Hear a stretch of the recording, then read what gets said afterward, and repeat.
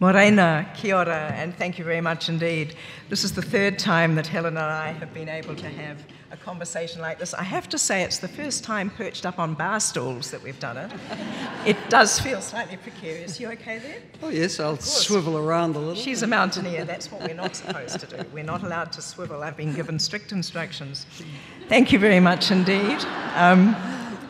It's a real pleasure and a privilege for me to be here, particularly alongside Helen, but I want to acknowledge the Governor-General, the ambassadors, the Minister, members of Parliament, other ministers, all of you here, the people sitting across in the Grand Hall. How fantastic on International Women's Day that we're all here and there are 165 others scattered around the country. And when you think about it, Helen, we're the first in the world to celebrate International Women's Day. Yeah, yeah. Isn't that just as it should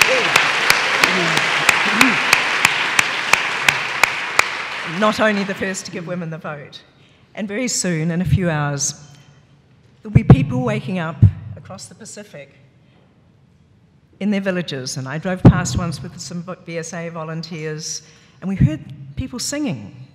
And so we stopped the bus, and we got off and we walked across this little village, and a woman came over to us and we whispered, "Is it a church service?" She said, "No, no, it's International Women's Day." And so across the world, as you will know, women will be gathering with some men. And of course, we can't do this without men, because that's part of the journey with us, and all of those stereotypes and attitudes and norms we talk about, they impact on all of us. So it's a real pleasure and it's a great opportunity to think about International Women's Day. And my understanding is that it began, and the Minister may be interested in this, it began in New York in 1908, when women protested, 15,000 of them marching down the street, calling for the vote. They wanted to be like the women of New Zealand. And in some countries, it's a holiday. In some countries, even better, it's a holiday only for women. Now, I don't know what power the Governor-General has. Could we perhaps give that some thought? Thank you. I'm sure with a woman Prime Minister and a woman a Governor-General and others in those very important key positions, that should certainly be possible. But perhaps we better think of more serious things, and it's not a holiday and you all have places to go. Helen, we've talked this morning, people have talked very articulately about what an extraordinary year this is. How do you feel, on International Women's Day, how do you feel the place of women in the world is today? Where are we globally? How do you feel we are at home? Well, thank you, Gill, and good morning, everyone. Of course, we have our bubble here. Our bubble here enables us to see women rise to the top of everything, right?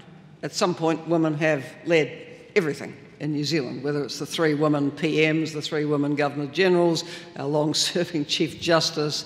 Women have been the head of the biggest company, they've been the Speaker of Parliament, the Cabinet Secretary, the head of the Law Society, the Medical Association, the accountants, you name it, women have done it. Now, not yet regularly enough in a number of those positions, but we have shown that you can crash through glass ceilings in New Zealand. I'm not saying it was easy for the generation that was doing it first, but we did it. The society was open enough for that. Now, secondly, we've made quite a lot of progress on enabling women to have the genuine choice of combining family and career, which is extremely important. When we had the bigger gender pay gap, it was very much related to the fact that women were taking those years out with family, which, because there really wasn't an alternative, and those were lost years. So as men had their steady career progression, women never could get back in to catch up with that age group of male cohort. So we've come away. We still need to do better. I think it's an incredible signal that our Prime Minister says, well, by the way, I'm having a baby and I'm carrying on doing my job. Isn't that what women do all over the country? So good on her.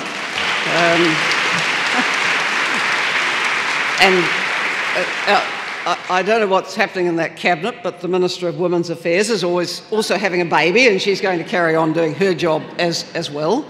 So this is good. I think what is important is to make the combination possible for women at all income levels. I see a lot of stress on young family women now, and I was reflecting as we talked to Janet over breakfast that when I was a child and my mother needed to drive from the farm into the local city 20 miles away for things, my grandmother was down the road and we could be dropped off with my grandmother. Now, in our multi-generational families, the grandmother is as likely to be doing the grandchildren stuff as well as the parental stuff. My sisters with grandchildren also have 96-year-old dad. My dad is 96 today, by the way, International Women's Day. Very, very proud dad. So, we just have to make sure that we keep moving towards the gold standard of the Scandinavian countries on support for families, for men and women with children, and combining these things, these very important social responsibilities, bringing up the next generation, with the ability to contribute according to one's talents in the wider life of the economy and society. Helen, you've always turned to the Scandinavians, I think, as a model, and rightly so. But you just mentioned 2 key members of Parliament. When you came into Parliament, there were 8 women members of Parliament. Now, out of 92? Yes, out of 92. That can't have been easy. Now there are 38% of parliamentarians are women. Why does that matter? Why does the number of women in Parliament matter? Because visibility is given to issues and perspectives around women's interests and perceptions, which wasn't possible before, frankly. I do remember coming here in 1981. I was elected. The numbers doubled from 4 to 8. Some men were unkind enough to say that the place was being taken over by women. And I remember Sir Robert Muldoon in his valedictory speech when he finally retired, when he was asked what had changed most in his years here, he said all those women being elected. The numbers were really quite small, and I often refer to coming into this boys' club. This was a boys' club, and there were 3 forms of recreation. One exercised this muscle at the bar, another exercised this muscle at the billiards room, and then there were the card muscles for the poker stalls. Well, I didn't do any of those things. So, you had to, as the numbers of women grew, really change the culture around the place. Actually, one of the triumphs was when billiards went so out of fashion that it was cleared out of what is now the Grand Hall, which is a beautiful meeting space. But it used to be occupied by 4 large billiards tables. So that's a change, the sign of the change of our times. And one more little story about that. Because the women generally didn't play billiards, but they thought there should be some space in the billiards hall for us, they put up a little curtained area in the far back corner where you could sit and have a cup of tea. It's amazing what you heard when you sat behind those curtains. I don't think any of us will ever look at billiards in quite the same way.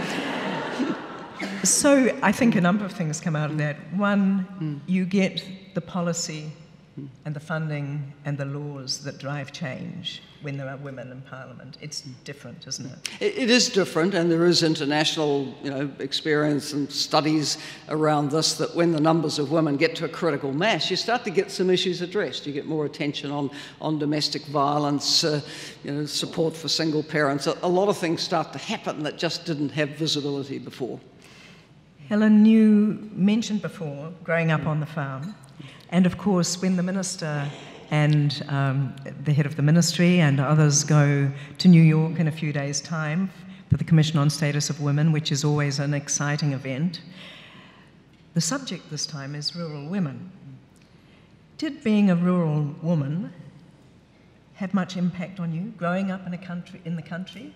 Do you think that helped to shape you? Yes, I do.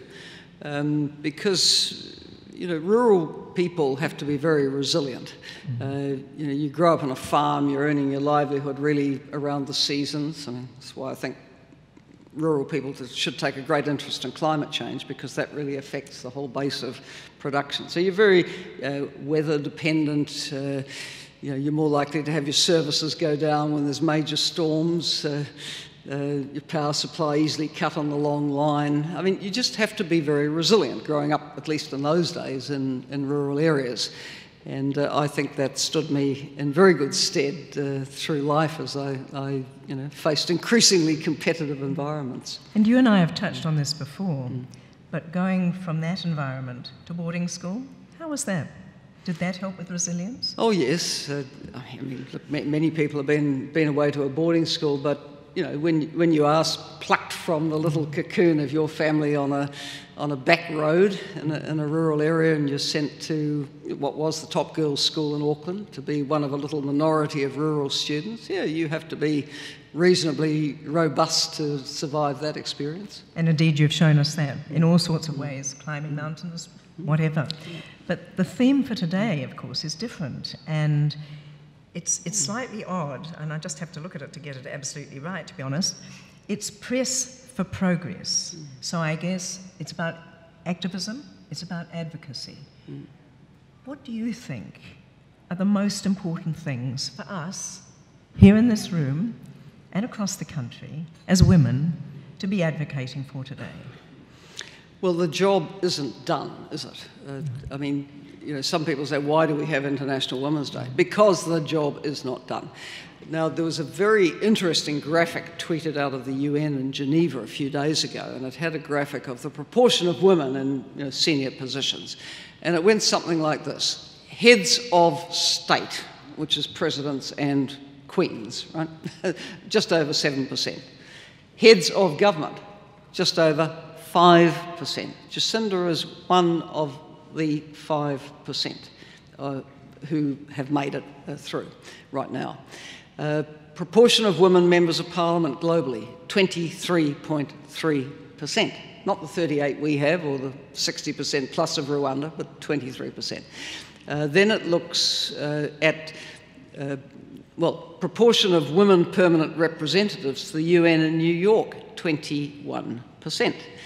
And there are other figures on the boards of the top 500 companies, top 3,000 companies. It's under 20% membership of boards which are female.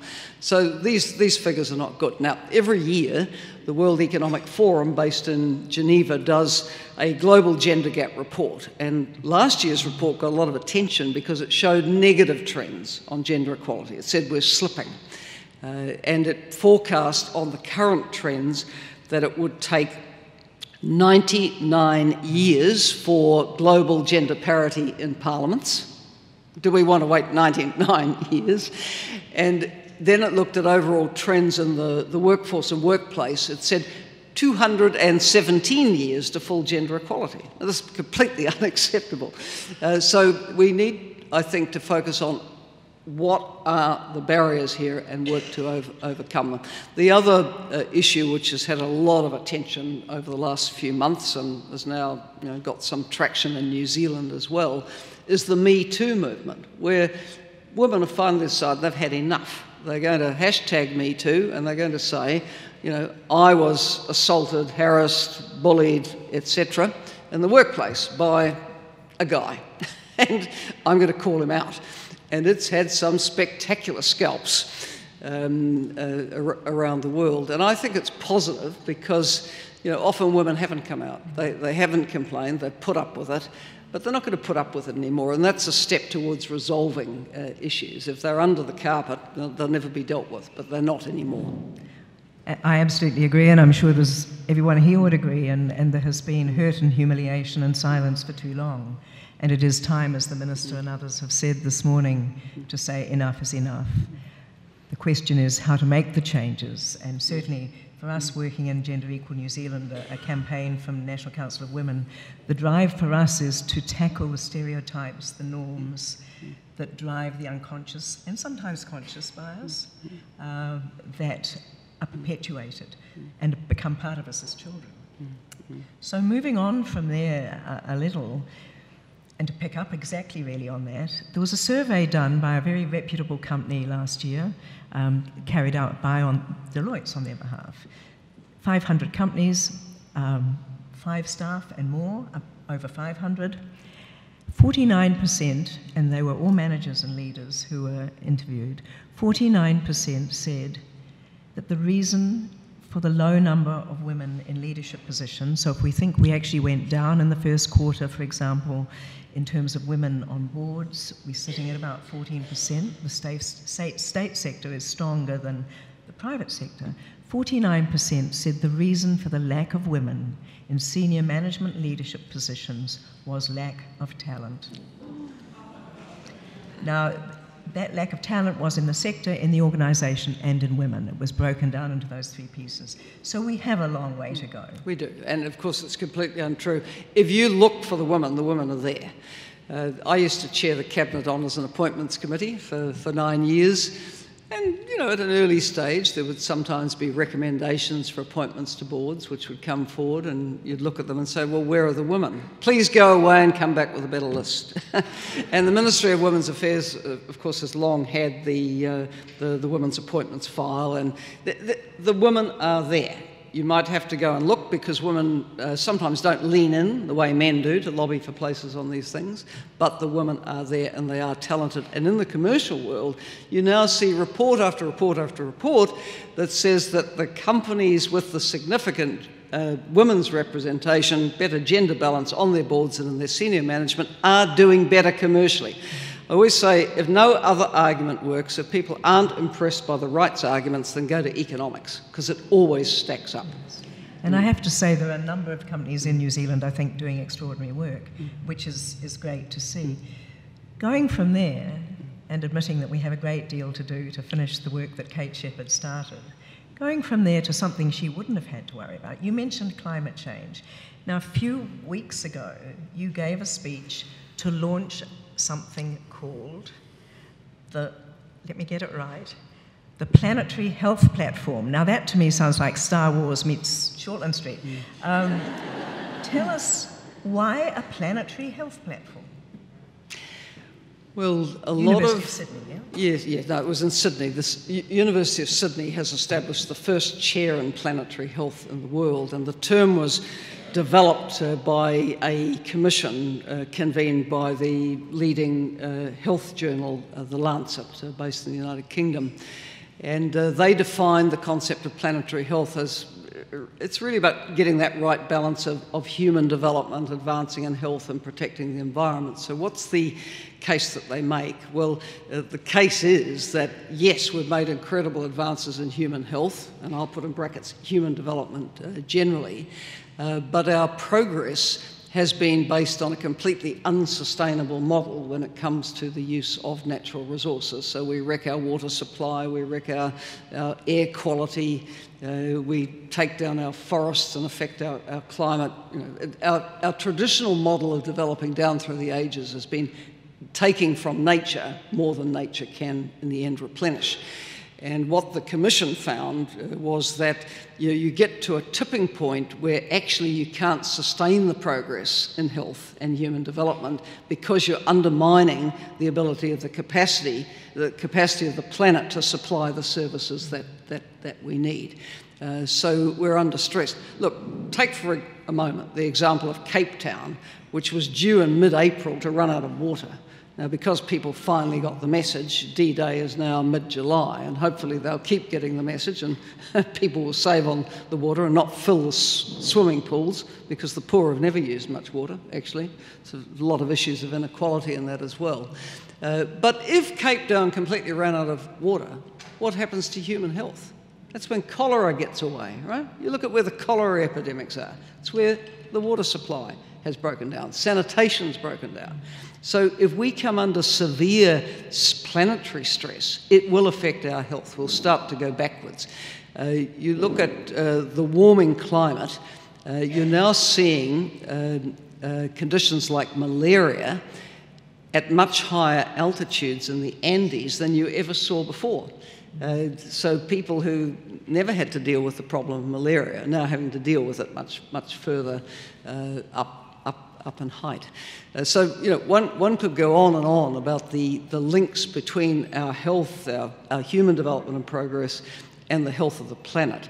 And that's why the the global development agenda that was signed off by the world leaders attending the UN summit in 2015 is the right agenda, because it is about how do you get human progress, continuing human progress, without trashing the environment. We've got to get things into better balance. Look, this agenda is very large and very complex, with 17 goals and 169 targets and over 200 indicators. Too much. I could have written it much simpler to the same effect, but member states negotiate these things. But it's the right agenda, it's the right vision, and we have to stick with it.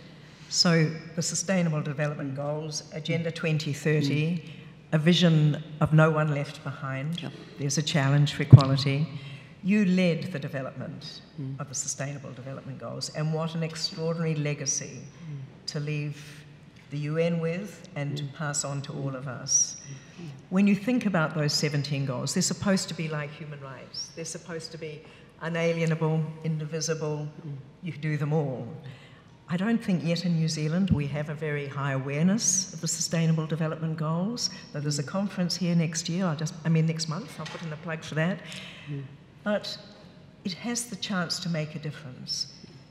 It really does, in spite of the size of the goals. Do you think there is any one goal in there, in spite of the idea that they're supposed to be seen together, that is critical to all of the others? Well, look, firstly, the agenda had many, many midwives, and in the UN development system, we provided a platform for the world's public to have a say. There was a global survey called My World, and it listed, all sorts of things that could be considered in the new global agenda, and asked people to give their top 3 priorities. What a surprise. It came in health, education and jobs, and all very close together. But interestingly, the 4th one that people picked around the world, irrespective of region, was more honest government. Now that actually says, look, all these goals are important, but a foundation for development is peace. How do you get development in Syria today, or Yemen, or Somalia, or Mali, or? There's a long list of countries in trouble. So you have to have peace. So what is peace based on? Well, peace is based on inclusive and equitable societies where people have voice, where they can express their opinions, they have adequacy and sufficiency of means, and they have ways of decisions being made where people feel they've had a say, and they have constitutional processes to work through. So that means that while all goals are important, gender equality, health, education, you name it, you're not in the end really going to achieve in those areas and make them stick if the governance of a country is a total mess. And that's why SDG 16 on building peaceful and inclusive societies based on the rule of law is very important. And taking from that, you have been one of the powerful speakers. You've spent a lot of time since you left UNDP promoting the goals, advising governments in all sorts of ways. And picking up then from that and thinking a little bit about the current situation in which we find ourselves. You're a leader. When I saw the showing of the film A Year with Helen a few months ago, a young woman stood up the back and said, "So if Helen can't do it, what chance have the rest of us got?" It's that if girls can see it, girls can do it again. And too often, they don't get to see it. You are followed by many, many, many, many thousands on social media. Here in Wellington last night, a theatre packed again to watch that film. And yet I often speak at conferences of leadership for young women, and I say to them, they want to be leaders. They want it to be values-based leadership. They want to do it differently. And I say, so would you work for an NGO? Often the answer is no. Would you want to go into Parliament? And I never get a yes. Now that may change now with a new Prime Minister, a new Minister for Women's Affairs, and many other women in Parliament, and at a ministerial level as well. But what do you say? Donald Trump said, for example, that without the media, Hillary Clinton would have been lucky to have been elected as a dog catcher. When you hear things like that, or things were said to you, or you didn't get the position that you were brave enough to put your hand up for with great courage, how does it feel, and what does it mean for those who come behind you? Well, firstly, I think if you're going to go into workspaces which are very heavily contested, like politics, or putting your hand up for a top position at the UN, you have to be resilient enough to know that you can cope with losing. Because if you can't cope with losing, don't go near it. Life is full of ups and downs. I was 27 and a half years in this institution. 15 of those years were in the government party and 12 in opposition. That's not bad by the law of averages. Now, I had 8 good years at the UN in the position that I did have. Well, the other one didn't work out. That's life. I actually have a very good life. I don't sit around, looking back and thinking, what if? So you have to be prepared to have a go, and you have to be able to lose. Winning is always the easy bit. And I told a story after the film screening last night when Lorraine Parry, my alter ego, was kind enough to be the interviewer. And I said, what I learned in politics over the years was when you won, the phone never stopped ringing, right? Everybody wanted to talk to you. When you lose, the phone goes very quiet. You keep thinking, have I left it off the hook? Nobody's ringing because they're busy, finding favour with the next crowd. So, this is life. Just be tough enough to deal with it. And I use tough. I mean, people often say, well, you don't like tough women. You've got to be tough. You've got to be resilient to get out there, jostle your way in. Another of my favourite aphorisms is, no one, women or men, should expect anyone to roll out the red carpet for them and open the door. You must roll out your own carpet and kick the door in if you really want something. So, let's not be shrinking violets. Sheryl Sandberg, the amazing, chief operating person at Facebook, wrote a book all about women leaning in. She said, don't lean out, girls. No one's going to notice you. Lean in. I'm available. I could do it. Look at me. And I think sometimes women are much more sort of, self-effacing. They don't push themselves out there quite as much. We've got to get over that. We are as good. We can do as good a job. So let's make sure people are aware of that. So we in this room, and New Zealanders across the country, are proud of you. But they must ask themselves sometimes, why? It takes courage to go into politics. I tried and failed, so that shows that it's not easy too. You succeeded. You then put up your hand for Prime Minister. That takes courage. Administrator SDG, huge courage. What a fantastic, powerful job. And then you put your hand up for Secretary General. Massive courage. What drives you? What drives you to roll out the carpet and kick the door open or in? Is it what Gloria Steinem, who was mentioned before, would call intelligent rage? I think I can make a difference, so that's what motivates me. You could, through the position you hold, get the issues that are important to you and to, your country, and in the global position to people everywhere, you could get them addressed. You could make a contribution to that. So that's what keeps me going. So the author of The Tribe talks about leaders as being people who paint a vision of the future so that others will follow. What would be your vision of the future?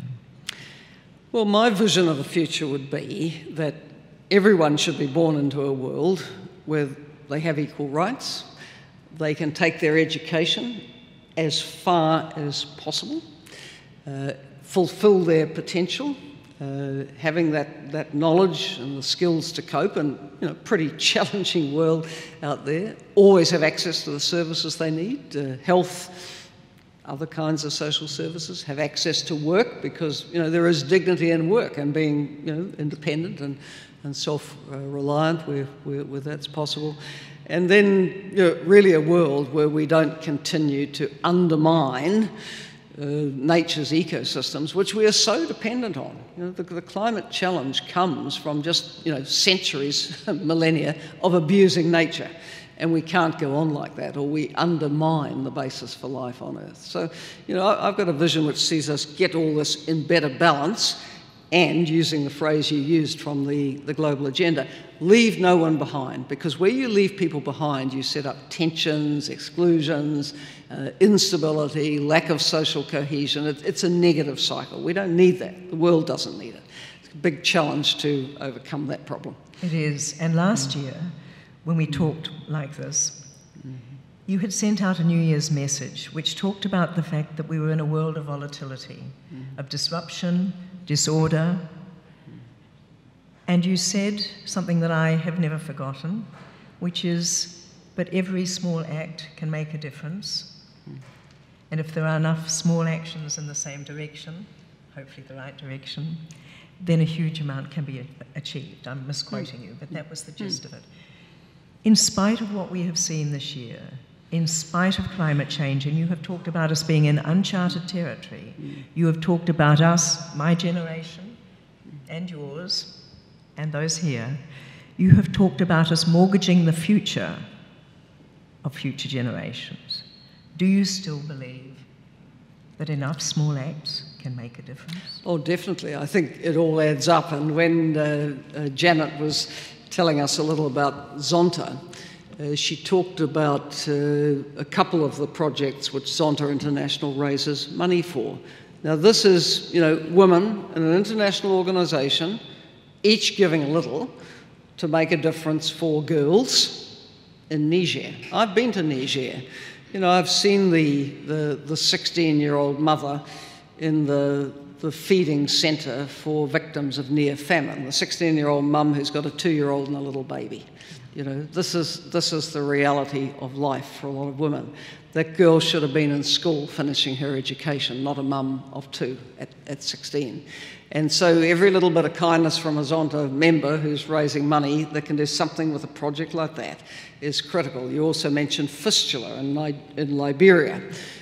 Fistula, you know, something we don't have to put up with here, right? Because it would be fixed. But there are a lot of poor societies where women have this happen and they become shunned. They have no access to an operation to fix the problem. They end up, of course, you know, exuding an odour, so it's horrific for them, and it leads to stigmatisation. If they can't get that operation, their lives are wrecked. And again, Zonta, many little acts by women around the world, contributes to the operations those women need. So, you know, never think that your little bit doesn't make a difference. It makes a huge difference. You know, we can all contribute. I've had the ability to contribute at top levels, but everybody can contribute. It does add up. And I think that's a great note to end on. It does add up. Yeah. Helen, I think it's been a huge privilege for all of us to be with you today. We're very proud of you. Kia kaha, kia manawa nui, go well. Tonight it's Nelson, next week it's Manila. You take our best wishes with you all the way. I'd love to have had time to ask you, what do you read? What do you listen to? What do you watch when you're on those planes? But in the meantime, just thank you so much from all of us, and to everyone. May the sea be calm as greenstone and the goddess of summer dance across your paths. Thank you very much indeed. Helen Clark.